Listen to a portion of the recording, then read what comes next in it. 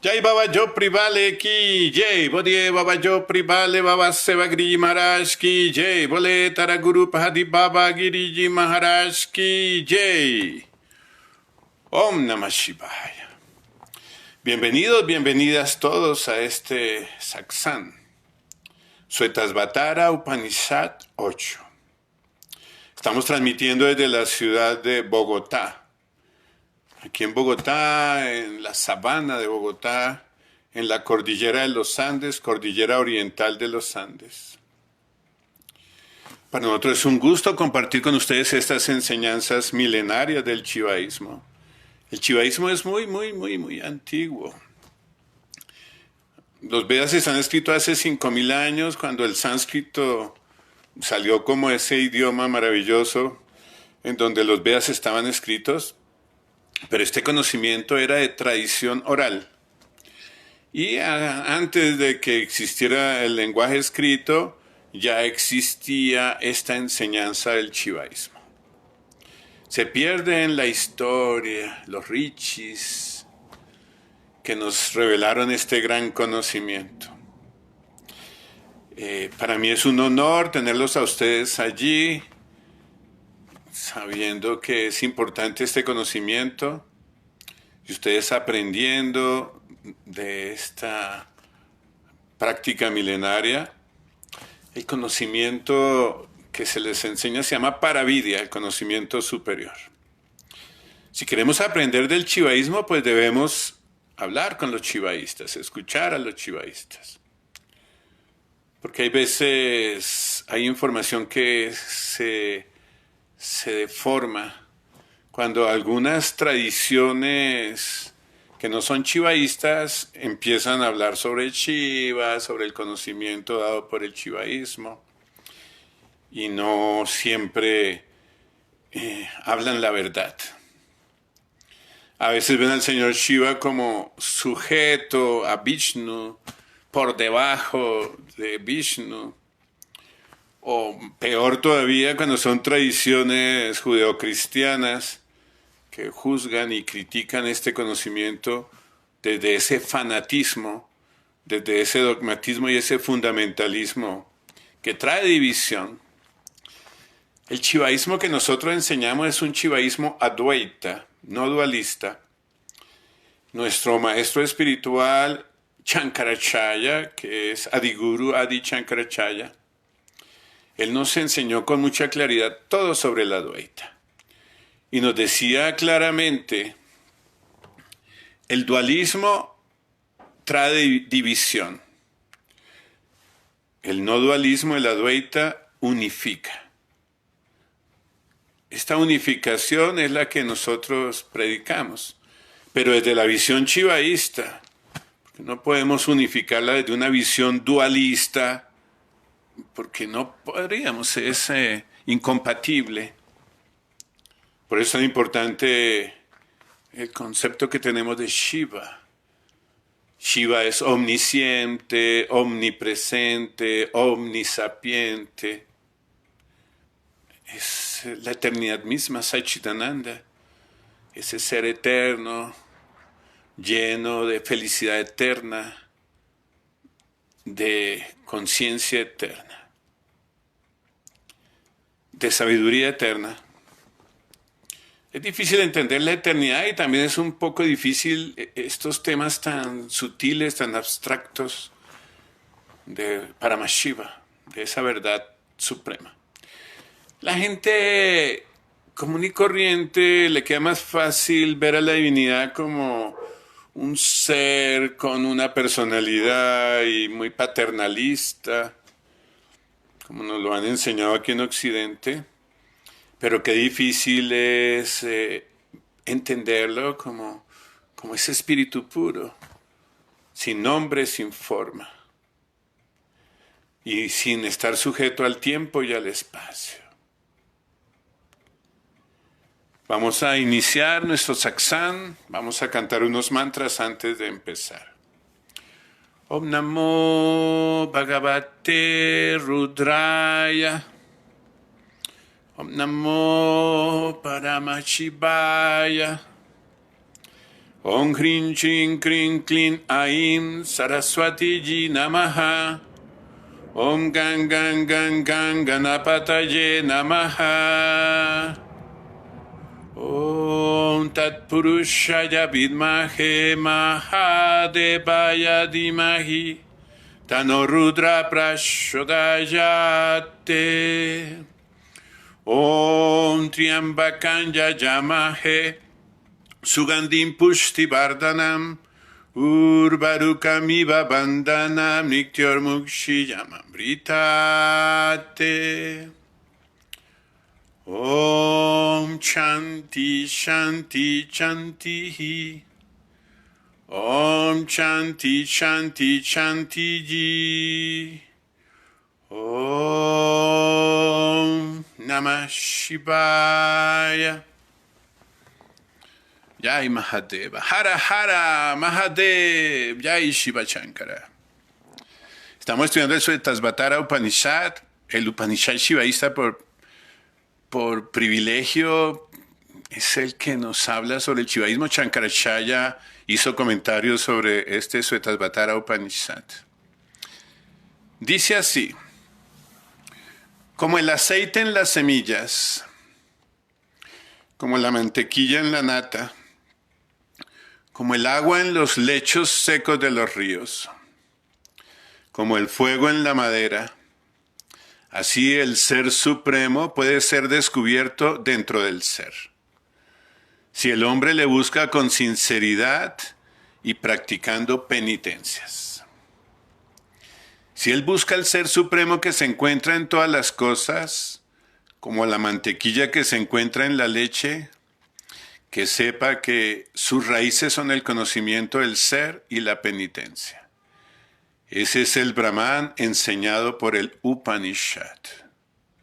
Jai Mahadeva. Podríamos solo escoger un shloka para hablar de él. Y es muy importante profundizar en esto, porque la mayoría de veces nos ponemos a leer y a leer, pensando que leer mucho va a ser suficiente para que nuestro conocimiento aumente y la inteligencia lo perciba. La verdad es que es bueno profundizar, ir al esoterismo del libro, ese conocimiento profundo. Como lo hizo nuestro amado maestro Sri Sri Adi Shankaracharya, avatara de Shiva. Cuando Shankaracharya vino, el planeta estaba en situaciones muy adversas. Había peleas entre unas escuelas y otras. Había falsas doctrinas, falsas interpretaciones de los Vedas. El conocimiento se había perdido y todo se había vuelto como ritualístico y superficial. Cuando las cosas están así, pues viene el avatar para otra vez volver a poner los puntos sobre las íes, sobre las verdades más trascendentales que se han ido perdiendo con el tiempo. En esta época de Kali Yuga vemos que está pasando eso. El conocimiento se ha ido perdiendo. Todo es netamente ceremonial, todo es superficial, todo se basa solamente en una doctrina y se pierde esa verdad esencial, que es tan importante, esa verdad esencial. El conocimiento de nuestra tradición es para ponerlo en práctica, no es un conocimiento intelectual. El Jnana Yoga es parte de estas enseñanzas, lo que estamos haciendo hoy, Jnana Yoga. Jnana es conocimiento, yoga, la unión con el conocimiento. Este Jnana Yoga nos lleva a la reflexión, al análisis, pero a la vivencia también. Es la vivencia de la enseñanza lo que logra los frutos, los resultados. No es la especulación mental. No es hablar por hablar o decir lo que yo pienso. Cuando hablamos de estas verdades trascendentales, no es mi opinión, es la opinión del Sampradaya. Es la opinión del parámpara. Es la verdad esencial dada por Shiva mismo. Cuando alguien dice yo pienso, yo creo, a mí me parece, está poniendo su ego. Y desde el ego cada quien lo interpreta como le parece. Pero no es lo que quieren los maestros espirituales, que es esa verdad pura, esa verdad esencial. Bueno, vamos a mirar esa parte esotérica. Como el aceite en las semillas. Tú coges una semilla de linaza, una semilla de ajonjolí, y no ves el aceite. Tienes que ponerla a hervir o hacer un proceso químico para sacar el aceite. Está ahí, pero no se ve.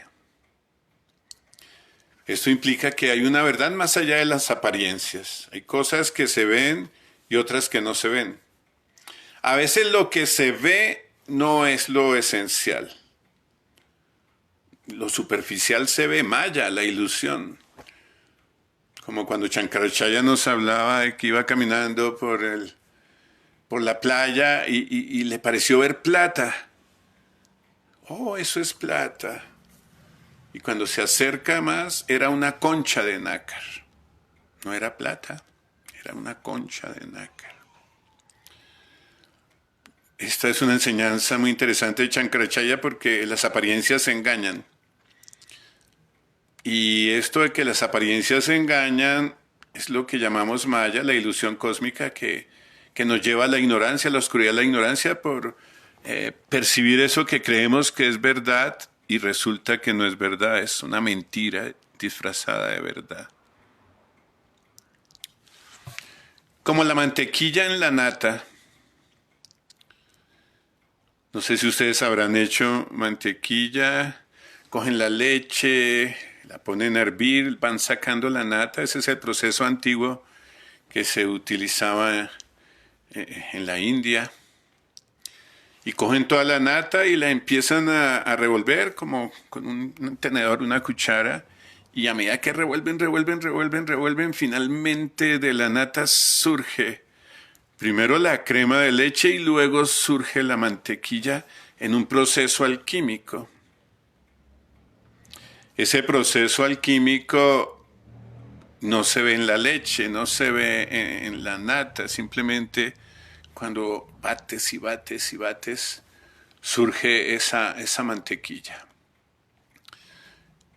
El yogi tiene que usar una técnica para poder ver eso esencial, eso que hay detrás de las apariencias, eso que hay detrás de esta materia burda, de este plano netamente material. Los sentidos perciben solo lo material y a través de los sentidos no podemos ver lo esencial. A través de los tanmatras, los sentidos perciben los objetos de los sentidos. Pero los sentidos son engañosos. Sí, vas caminando por la montaña en la oscuridad y de pronto ves a una persona allá en medio de la noche y cuando te acercas era solo un árbol que tenía esa forma de persona. Y entonces te das cuenta, oye, me engañaron los sentidos, ¿ah? Yo veía a una persona, parecía un fantasma quizás, alguien que estaba allá en la oscuridad. Y cuando me acerqué bien y usé el análisis, la objetividad en este caso, pude ver que era un árbol y no era una persona. Debemos aprender a no confiar tanto en lo que perciben los sentidos, ya que los sentidos solo perciben lo superficial. Así sea con un microscopio, con un telescopio, no se puede ver esa verdad que hay más allá. Incluso más allá de los átomos, más allá de lo cuántico, hay una verdad esencial.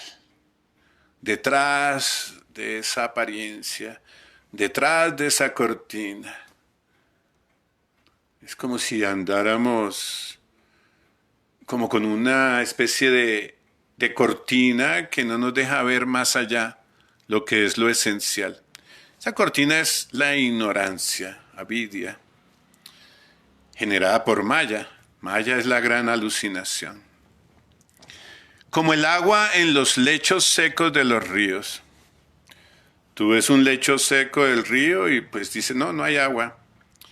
Pero podrías ir más al fondo, más al fondo, más al fondo, y ahí también hay residuos de agua que están allí escondidos. Como en los desiertos, hay desiertos que cuando cavan puedes ver el agua que está allí escondida más abajo de la tierra, más abajo de las piedras, como en el caso de un río. A veces sacamos conjeturas sobre ciertas verdades y cuando damos cuenta no era una verdad, era solamente una falsedad. Solo existe este mundo material, la última verdad es lo que podemos ver con la razón.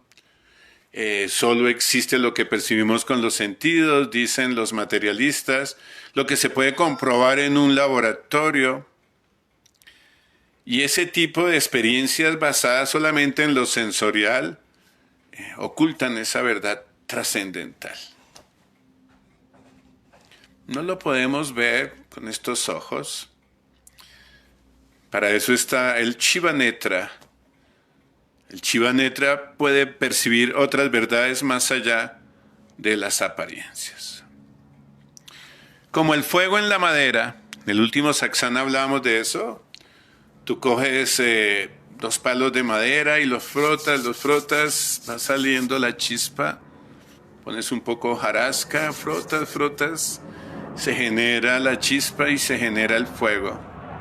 Estaba ahí oculto en ese palo de madera. Eso dicen los Vedas. Siempre hay un acto que se puede hacer, un acto yógico, un acto mágico, un acto sagrado, una técnica que nos enseñan los maestros espirituales para ver esa verdad esencial. Así el ser supremo puede ser descubierto dentro del ser. Mira que habla ser supremo. El ser supremo pues es Paramashiva, la verdad esencial. Y el ser es lo que llamamos individualidad, el hombre encarnado. En este caso, en este concepto para analizar. ¿Quién soy yo? Yo me llamo así, yo soy de tal género, de tal raza, mi nacionalidad es tal, tengo tal religión. Eso es lo que consideramos como el ser, ¿no? Como lo que soy. Pero dice el ser supremo, es decir, Paramashiva, lo esencial. Ese ser supremo, otras tradiciones la llaman Atman, Paramatman, Brahman, para Brahman, Paramashiva. El ser supremo, ser esencial. No el ser como individuo, como carácter, que es lo que nos confunde aquí en este mundo occidental, que nos hace creer que lo material es lo único que existe porque lo percibimos, porque lo tocamos, porque lo olemos. Pero esa divinidad suprema, Paramashiva, ese ser esencial, no se puede ver con estos ojos, no se puede oler con estas fosas, no se puede saborear con esta lengua, no se puede escuchar con estos oídos, no se puede tactar con estos dedos. Y ahí es donde es más difícil, porque el conocimiento superficial, materialista, basado en los exámenes de laboratorio y en los descubrimientos científicos, matemáticos, es solamente algo superficial. Hay una verdad más allá. Ya han llegado los científicos a lo cuántico, la física cuántica, pero aún sigue siendo algo superficial. Ese átomo, esas partículas cuánticas, hay una verdad más allá, más allá. Tienes que aprender a desarrollar tu tercer ojo para poder ver esa verdad. Pero Shankaracharya, nuestro Gurú Supremo, nos dice, bueno, piénsalo, analízalo. Haz un recto discernimiento, usa el Viveka, recto discernimiento, usa el Jnana Yoga. El maestro nos empieza a hablar sobre si tú eres un yogi y haces unas prácticas muy especiales. Tu cerebro empieza a purificarse, a ampliarse, a conocer cosas que antes no conocía. Y eso va llevando a percibir esa verdad esencial en la medida que seguimos los llamas y niyamas y seguimos el sadhana, la práctica apropiada. Hay personas que aunque sean doctores en una universidad, son ignorantes para el paravidya, el conocimiento superior. Solo aquel que ha percibido esa verdad esencial puede enseñarnos esa verdad esencial. Solo aquel que ha subido a esa cima de esa montaña sagrada, que conoce el camino y ha llegado a la meta, nos puede guiar hacia esa cima, hacia esa meta. Y allí poder tener esta experiencia mística profunda. Y luego dice, está dentro del ser, así como el aceite está dentro de la semilla, Paramashiva, esa verdad esencial está dentro del ser, dentro de ti. La ubicación, se habla del corazón, pero no el corazón en este músculo, sino en el Anahata Chakra, en el Hridaya Chakra. Más abajo del Anahata Chakra está el Hridaya Chakra. En el Hridaya Chakra está la presencia de Paramashiva, allí, en nuestro interior. Pero no es esta tierra, aire, fuego, agua o Akash. No es este pensamiento, este ego, estas emociones. No es este carácter, esta individualidad. Hay que quitar todas esas capas para poder percibir esa verdad esencial. Hay un ejemplo muy bonito, me gusta mucho. Tú pones un bombillo y le pones encima una tela y le pones otra tela y una cobija más grande y pones otra tela y otra colcha y una cortina encima.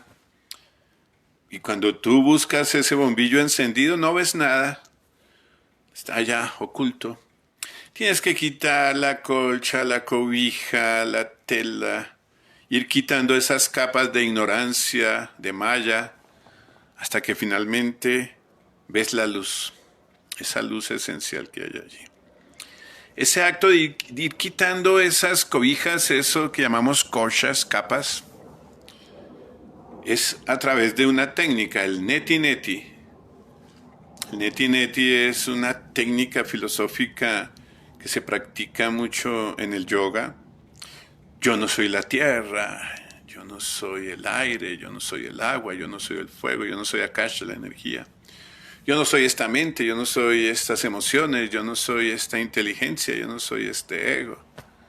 Cuando tú vas quitando todo eso, finalmente queda lo esencial. El ser supremo, lo esencial. Y nos da una clave importante. Si el hombre, Manushya, mira que no son los animales los que pueden descubrir ese ser, ni las plantas. Habla de los hombres. Incluso hay unas percepciones dentro de los Vedas que nos dicen que los devas quieren encarnar como hombres, porque es el hombre, el Manushya, el que tiene la capacidad de lograr el Nirvikalpa Samadhi. No los devas, no los asuras, no los pitris. Tienes que estar encarnado, encarnada desde esta posición de Manushya. Cuando hablamos de hombres no es de género, es de especie.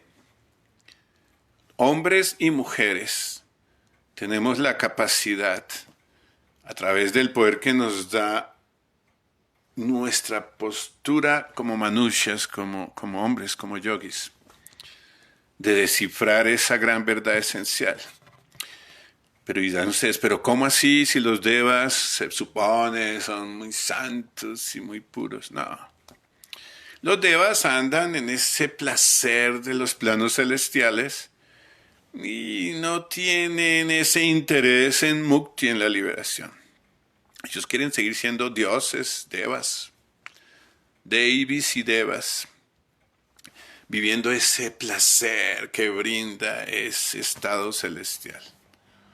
Los asuras menos con su vida tamásica, aunque tienen mucho poder político y poder militar y poder económico y placeres de todo tipo.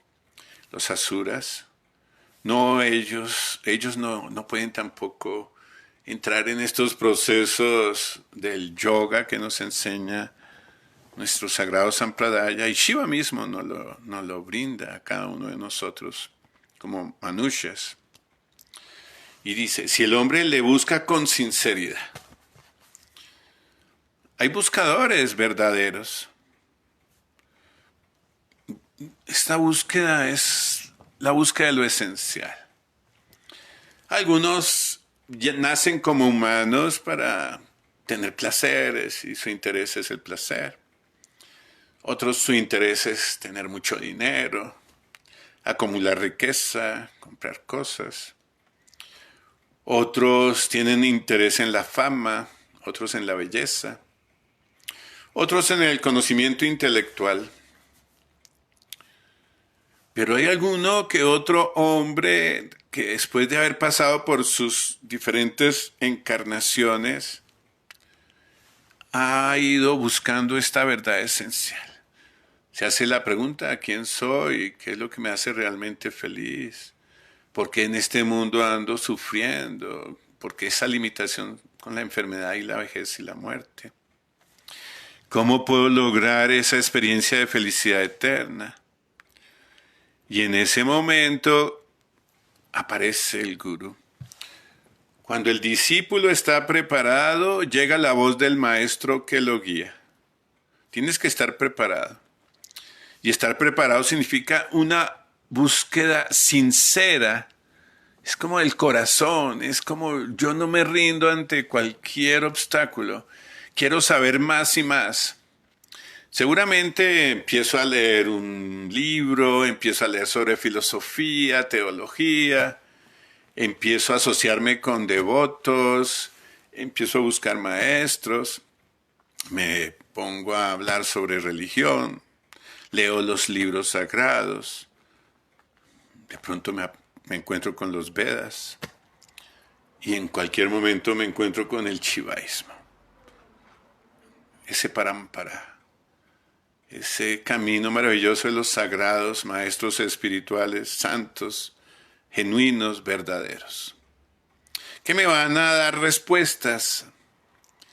Con el darshan que ellos tienen me hacen quitar esas capas de oscuridad y eliminan esos obstáculos que nos generan dudas y puedo yo vivenciar esa verdad.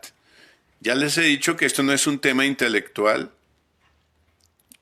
Hay mucha gente que hace doctorados en filosofía védica y advaita, pero no son yogis, son intelectuales.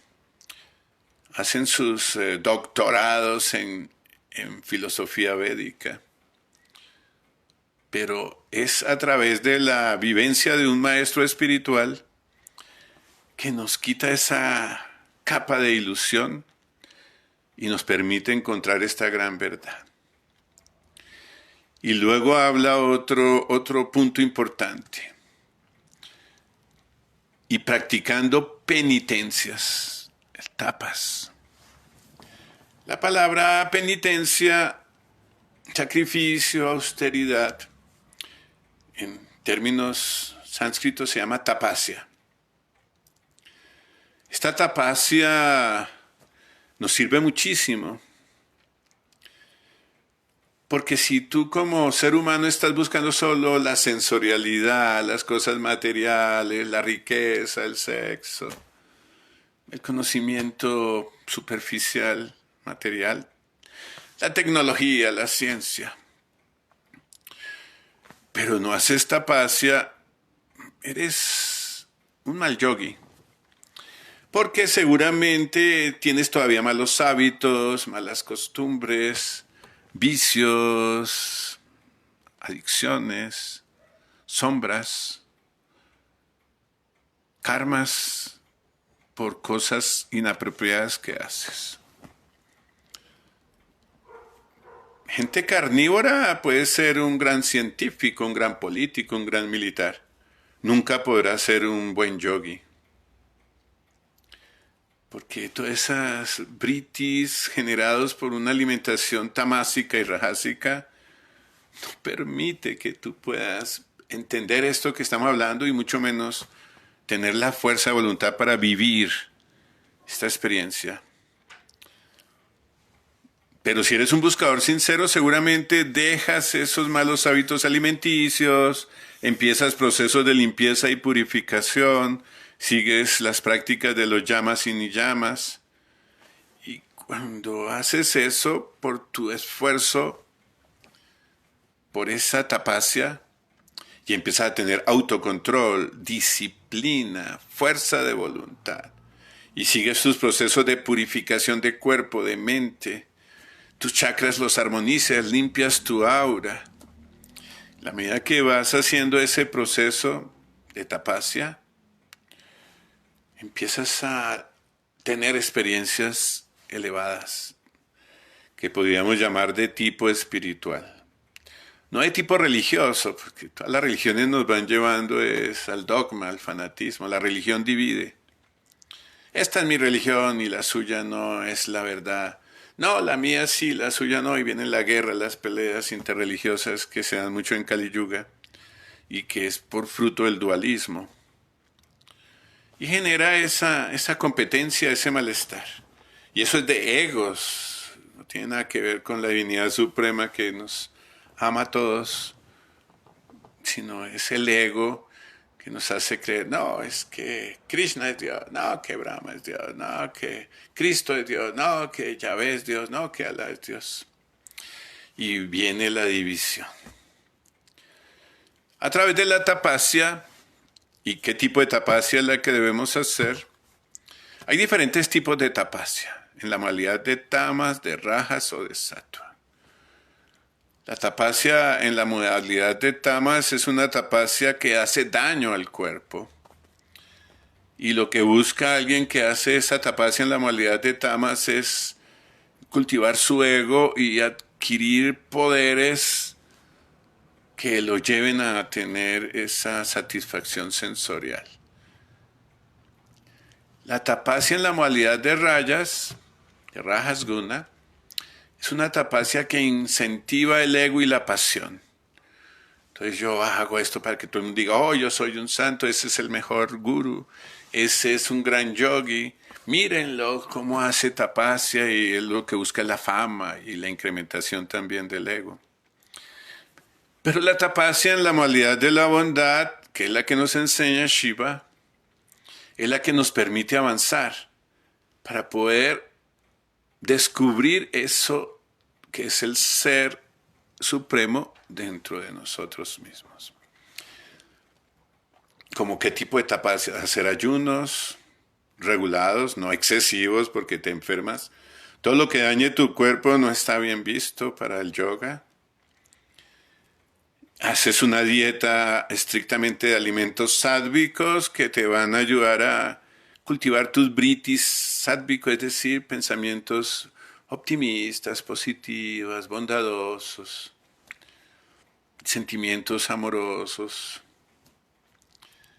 en medio de la misericordia y la compasión. El canto de yapas es muy interesante porque tú vas haciendo una tapasya, repitiendo un mantra con tus rudras, con tu rosario, y vas poco a poco purificando tu mente y tu aura y armonizando tus chakras. El sadhana, levantarme temprano, bañarme, hacer mis asanas, mis pranayamas, hacer mis prácticas yógicas, mis estudios de los textos sagrados, escuchar música sacra, asociarme con los sadhus, visitar el yogdi, el mandir, como los lugares donde están los yogis, visitar lugares como el río Ganges, como Rishikesh, como Varanasi, como el monte Kailasa. Poco a poco, este tipo de prácticas sádvicas, que son tapasyas, las peregrinaciones, los sacrificios, las penitencias, las austeridades, practicar los rituales védicos dentro de un proceso. Y poco a poco vas descubriendo que el río Ganges está dentro de ti, que el monte Kailasa está dentro de ti, que Rishikesh está dentro de ti, que los sadhus están dentro de ti, que el guru está dentro de ti. Eso lo vas descubriendo en la medida que vas haciendo tus prácticas sáttvicas. Entonces dice dos aspectos para lograr esta verdad: búsqueda sincera y práctica de tapasya. A Shiva le encanta la tapasya, le gusta que sus devotos hagamos tapasya. Él es muy misericordioso con los yogis que hacemos tapasya. Y algo interesante, la tapasya no es aburrida, no es flagelar el cuerpo, no es dañar el cuerpo. Eso no es tapasya en la modalidad de sattva guna de la bondad. Cuando hay personas que flagelan su cuerpo, que dañan su cuerpo, hacen austeridades que son dañinas para el cuerpo o para las demás personas, eso no es algo que a Shiva le guste. Hay gente que hace tapasyas como quedarse mirando el sol y se quedan ciegos. Hay otros que levantan un brazo y hasta que se atrofia y las uñas atraviesan la piel. Hay otros que hacen ayunos tan extremos que su cuerpo se debilita y entran en estados de desnutrición y de anemia y pues terminan muriendo. Hay otros que tienen unas obligaciones como grihastras o brahmacharis y se van a las montañas y dejan de cumplir con sus deberes como hijos o como padres o madres. Eso no lo quiere Shiva. El Shiva quiere, oye, ser buen hijo. Si tienes un padre, respeta a tu padre, ayúdale, colabórale. Si hay abuelos que están enfermos, ayúdales, colabórales. No es renunciar y digo, yo soy un sadhu y me voy y ya. Eso de ser irresponsables no es parte de la enseñanza que nos da Shiva. Es más tapasya. Ser un buen hijo, ayudar a los padres cuando lo necesitan, ser un buen padre, ayudar a los hijos cuando lo necesitan, ser un buen discípulo, estar pendiente del guru, ser un buen devoto, ser un buen yogi, ser un buen practicante. Eso es lo que es el camino correcto, el camino de la rectitud. Entonces ya saben, estas tapasyas deben ser en la modalidad de sattva guna. Si él busca el ser supremo que se encuentra en todas las cosas, ¡wow! ¡Qué verdad! ¿En dónde está el ser supremo? En todo.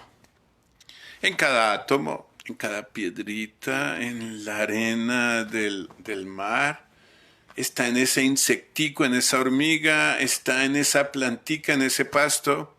Está en ese gran árbol, está en esa montaña, está en esa estrella, está en el sol, está en la luna, está en todos los animales, en todas las cosas. Todo lo que tenga un átomo, ahí está la divinidad, incluso en las cosas que parecieran tan sintéticas. Un pedazo de plástico, un pedazo de metal, un edificio. Pues la divinidad está en todo. No es el átomo, sino lo esencial que está dentro del átomo. No es la hormiga, sino lo esencial que está dentro de la hormiga. No es el sol, sino lo esencial que está dentro del sol. Toda esta creación mágica ilusoria que viene de Maya, la divinidad Shakti Maya, que es la esposa de Shiva. Shakti es la energía interna de Shiva, o sea que este mundo mágico, esto que vemos como Maya, la ilusión cósmica, pues es la energía interna de Shiva. Sí, es una ilusión, es un sueño, pero tú puedes ver cuando estás aquí encarnado en este mundo dualista, en esta existencia material, puedes aprender a percibir a la divinidad suprema allí, en todo. Por eso los grandes liberados pues viven siempre en estado de éxtasis, de felicidad, Y esa felicidad no depende de nada externo, ni de mi pareja, ni de la plata, ni de que si estoy sano o enfermo, o que si soy joven o viejo, o que si vivo en la India o vivo en Colombia. Eso esencial está presente en todo y el yogi lo puede percibir. Primero lo ha encontrado dentro de sí, luego lo puede percibir en todo cuanto existe. Eso es un Jivamukti, liberado en vida, que puede ver a la divinidad en todo cuanto existe. Dice, se encuentra dentro de todas las cosas como la mantequilla que se encuentra en la leche. De la leche sale las natas, de las natas la crema de leche, de la crema de leche sale la mantequilla. Dentro de cada criatura del universo está la divinidad. Incluso en los malvados, los asuras, los rakshasas, los yakshas, las pishashas, allá también está la divinidad. Incluso dentro de los devas, mahadevas, los vasus, los adityas, los rudras, allí está la divinidad. En los pitris, los fantasmas, seres que están desencarnados, también está ahí la divinidad. Y dentro de cada ser humano, sea tu amigo o tu enemigo, está en todo, hasta en lo que para la gente que es crítica, hasta en la muerte, hasta en la enfermedad, hasta en la guerra, está en todo. La divinidad suprema está allí, es la verdad esencial. Que sepa que sus raíces son el conocimiento del ser. El conocimiento del ser es el Jnana Yoga. El conocimiento del ser es Paravidya. Pero ya dijimos que no es la filosofía ni la teología que enseñan en una universidad. Es lo esencial que se practica en el Paravidya a través del Jnana Yoga que nos enseñó el maestro Shankaracharya. Para de esa manera poder tener esa experiencia. Esto del conocimiento del Paravidya no es algo que yo entiendo intelectualmente, sino que lo vivo, lo experimento, y esa es la verdadera sabiduría. Alguna vez tuvimos controversias con algunas personas en la India que creían que es que la verdad esencial era solo saber un mantra de memoria o conocer los Vedas de memoria y repetirlos como loros. O tener conceptos ideológicos. Yo les decía, pero es que el verdadero conocimiento es la realización del ser. Cuando tú realizas el ser, conoces el ser, porque lo vives directamente. No es porque he oído hablar o porque he reflexionado sobre eso o porque me lo sé de memoria a través de un texto védico. La realización del ser es lo que me lleva al conocimiento supremo. Y lo experimento y sé. Cuando tú has visto a Dios, nadie te puede quitar eso de la existencia de Dios.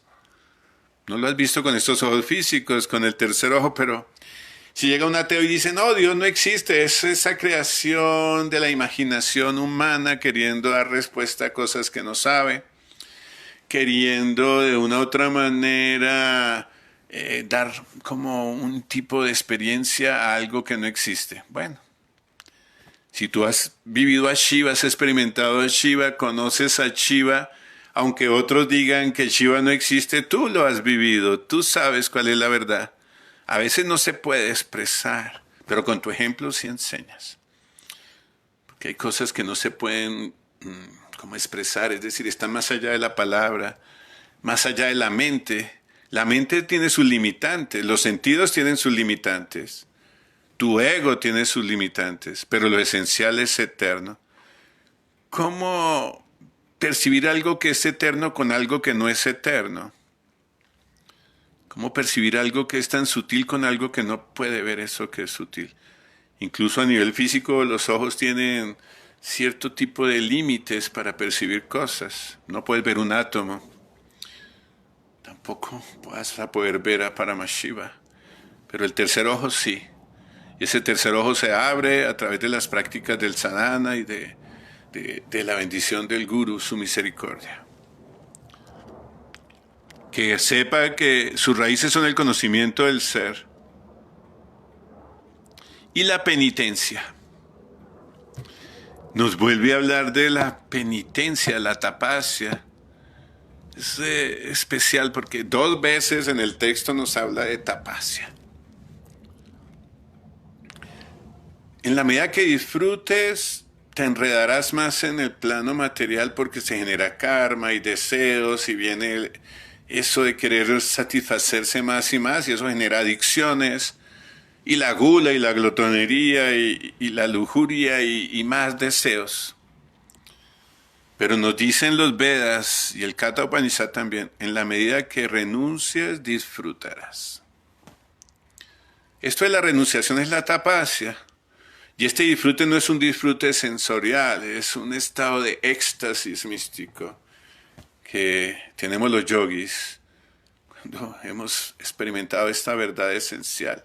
Al lado de nuestro guru, al lado del sadhusanga, al lado de la congregación, teniendo esa experiencia directa cuando podemos experimentar y ver a la divinidad en todo y todo en la divinidad, vives en el paraíso, aún estando encarnado. Porque esa vivencia es interna. Además, la búsqueda es dentro de nosotros, no fuera de nosotros. Cuando encuentras esa verdad dentro de ti, pues la ves fuera de ti. Realizas a Paramashiva que está en el Hridaya Chakra, puedes ver a la divinidad en toda la creación. La tapasya es esencial. Vuelve y sale ese conocimiento de la tapasya en la modalidad de sattva guna.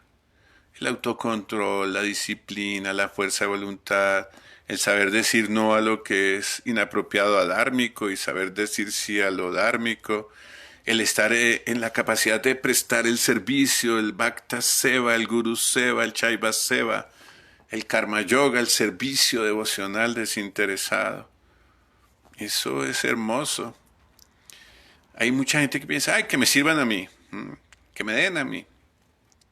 No están pensando ayudar a los demás, estar muy pendiente de cada plantita, de cada animalito, de cada ser humano, de los vecinos, de los enfermos, de los ancianos. Un yogi siempre está al servicio.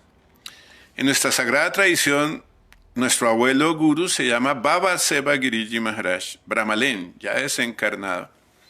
La palabra Seva significa servidor. Cuando yo a Guruji, a Mahenpadi Bhavatara Giriji Maharaj, le decía, ¿qué debo hacer para ser un buen yogi? Le decía, Seva.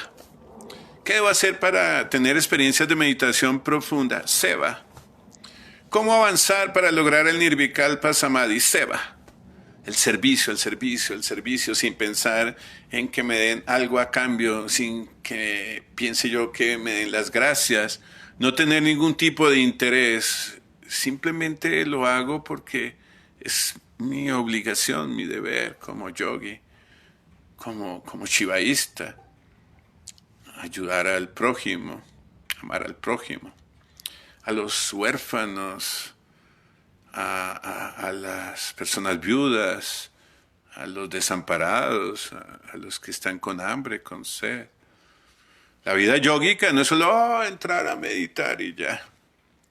No, cuando tú logras percibir a la divinidad dentro de ti, experimentar al Ser Supremo, nace dentro de ti ese amor al prójimo, ese amor a la divinidad que lleva al servicio. Ese es el Brahman enseñado por el Upanishad. Ese Ser Supremo lo llamamos Brahman, lo llamamos para Brahman. El nombre nosotros como shivaístas le llamamos Paramashiva. El término Brahman se usa mucho porque es parte del brahmanismo, esas enseñanzas del Sanatana Dharma. No tiene nombre ni forma, le podemos decir de muchas maneras. El sin forma, el Ser Supremo, lo esencial, la verdad absoluta, Paramashiva. Fuente eterna de felicidad y paz y amor y sabiduría. Y es enseñado por el Upanishad, lo que estamos estudiando nosotros, el Svetasvatara Upanishad, y este texto tan bello que vale la pena estudiarlo desde esta visión de los shivaístas, con este tipo de satsang que nos va llevando a comprender cosas que antes no comprendíamos y empezar a través de la tapasya a lograr la meta. En el último satsang hablábamos de la meditación, que era importante. La meditación es la que nos va llevando a esa experiencia pura. La meditación se llama dhyana. Ya sabemos que meditar no es pensar, no es analizar, no es imaginar, no es quedarse dormido. La meditación es la realización de Paramashiva a través de esas técnicas de ir hacia adentro y hacia arriba, poder usar el tercer ojo y la intuición para ir hacia esos estados elevados de conciencia, quitando todas las capas de ignorancia y poder vivenciar directamente esa luz eterna que es conocida como Shiva Yoti, Paramashiva. Om Namah Shivaya. Om Shanti, Shanti, Shanti. Me encantó estar con ustedes. Espero que les haya servido este satsang como un punto de reflexión para sus vidas. Sean santos, sean puros, sean santas, sean puras. Practiquen yoga todos los días, hagan su sadhana. Hasta pronto. Bendiciones. Saludos de Guruji desde India. Y mis más humildes reverencias a todos ustedes. Om Namo Narayana. Om Namah Shivaya. Mahadev.